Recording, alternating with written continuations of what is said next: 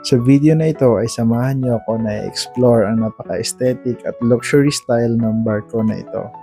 Sa unang tingin ay hindi mo aakalain na nasa loob ka ng barko dahil napaka-komportable ng feeling kapag nasa loob ka.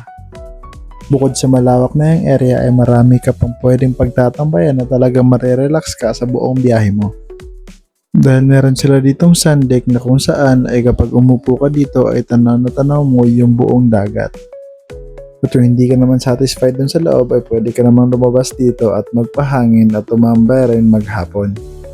At kung kinulang ka naman sa gamit ay huwag ka mag-alala dahil meron din naman sila ditong binebenta ng mga gamit na pwede mong bilhin at gamitin sa loob ng barko. At yung souvenirs naman yung hinahanap mo ay marami ka din dito pagpipilian na binebenta nila dito sa kanilang mini zoo. Manila bound to Cagayan de Oro pala yung biyahe nito kaya medyo mahaba talaga at inabot ng 34 hours. Para mawala yung bagot mo sa biyahe ay meron din sila dito maliit na Watsons na kung saan ay pwede kang bumili ng drinks at chichirya na pwede mong kutkutin habang ikaw ay nasa biyahe.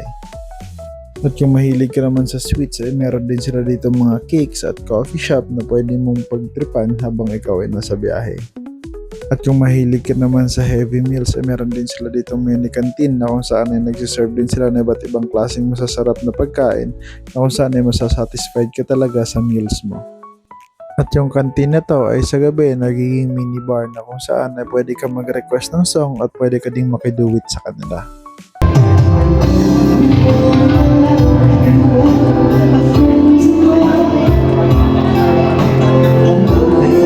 At kung pang malakas naman ang boses mo ay pwede ka rin mag-karaoke dito sa labas na kung saan ay lahat ay makakarinig. At marami pang ibang pwede mong paglilibangan dito habang nasa biyahe ka.